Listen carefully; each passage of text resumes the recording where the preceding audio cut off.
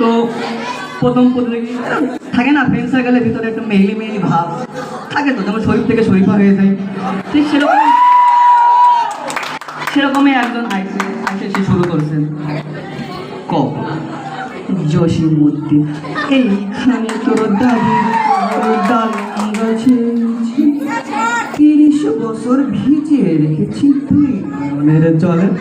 আমি এইটুকুন পারি বলে এইটুকুন বললাম। তো বিচারকরা তার একটা ভালো একটা নাম্বার দিয়ে চলে গেল। পরের প্রতিযোগী সে স্থানীয় নেতাও এখানে কবিতা বলতে আসবে, তো সে আসছে।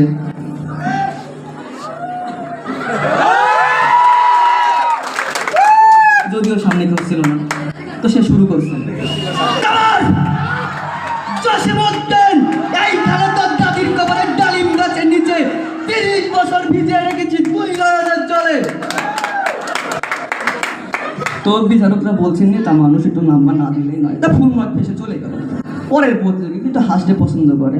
আমার একটা ফ্রেন্ড আছে প্রবীণ, সে সবসময় হাসে, ঠিক তার মতো। তো সে হাসছে।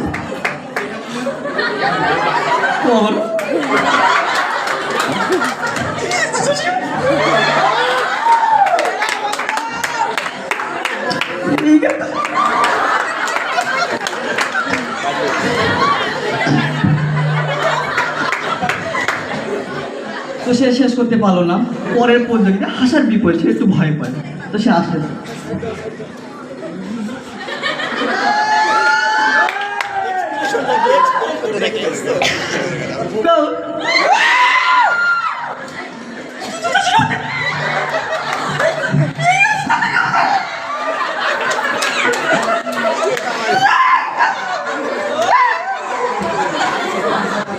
তো সে শেষ করতে পারলো না।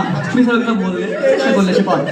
পরের প্রতিযোগী তার শরীরে একটু চুলকানি চুলকানি ভাব, তা সে আসছে। কবর এইখানে না, এইখানে দাদির কবর ডালিম গাছে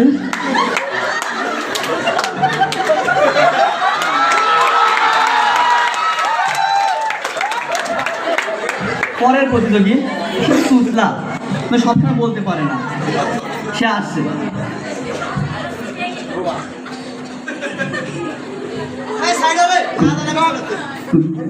কবর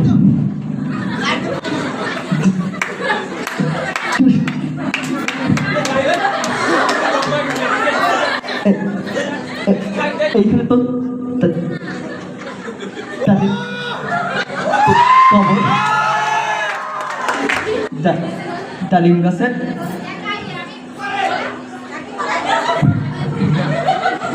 ডালিম গাছের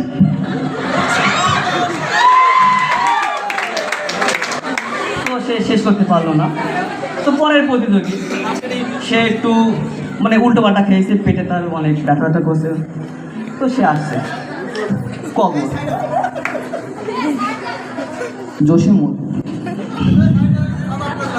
এইখানে তো কবর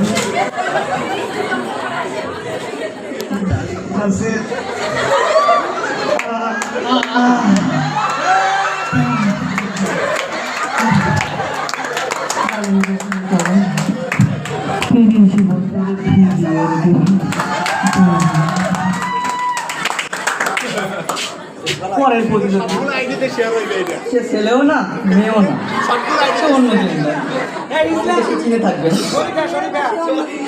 শরীফা না মেয়ে হয়, তো সে আসতেছে।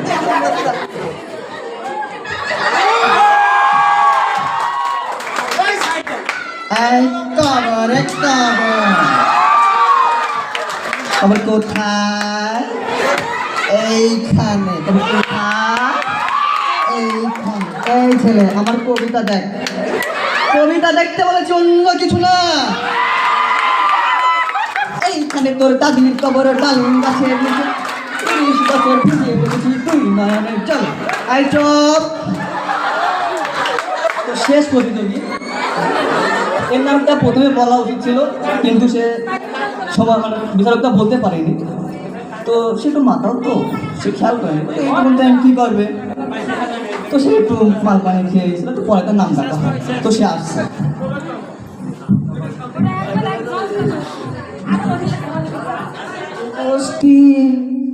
বলছিলাম কাকু আমার নামটা কি বলা হয়েছে?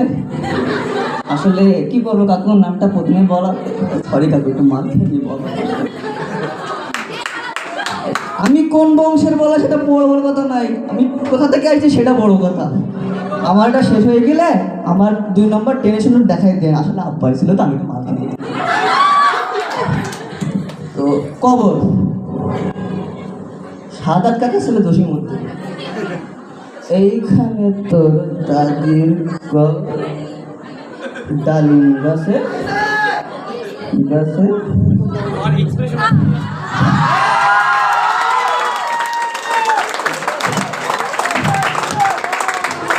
ধন্যবাদ সবাই।